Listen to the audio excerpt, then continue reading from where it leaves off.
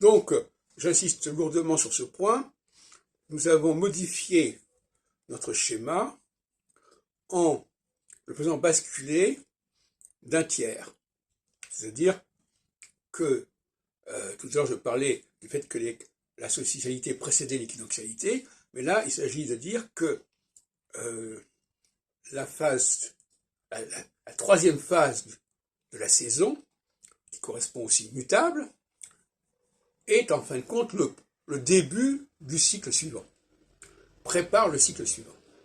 Et donc ça veut dire que les axes Gémeaux, Sagittaire et Vierge-Poisson sont absolument essentiels, parce que c'est là que véritablement la transition se fait, alors que sur les axes équinoxiaux et solsticiaux, c'est déjà une transition qui est déjà avancée, et donc qui est moins spectaculaire de cette manière.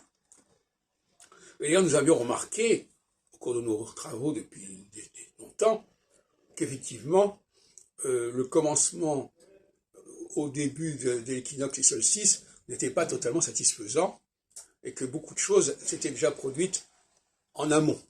Donc là, je confirme qu'effectivement, la règle du jeu, désormais, c'est Saturne Gémeaux ou Saturne Sagittaire, quand on veut entrer en phase solsticiale, qui est la première phase, et Saturne Poisson ou Saturne Vierge, quand on veut entrer dans la phase équinoxiale.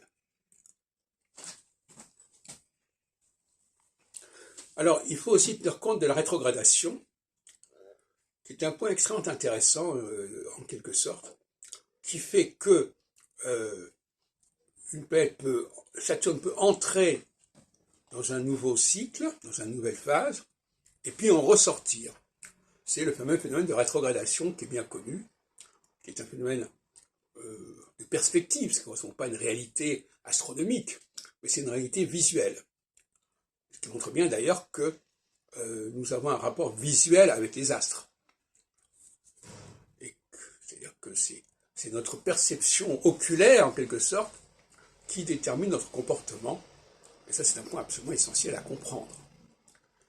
Et donc, il y a des périodes comme ça qui sont assez ambivalentes, c'est-à-dire où Saturne entre dans une nouvelle phase, et en ressort, et en rentre à nouveau.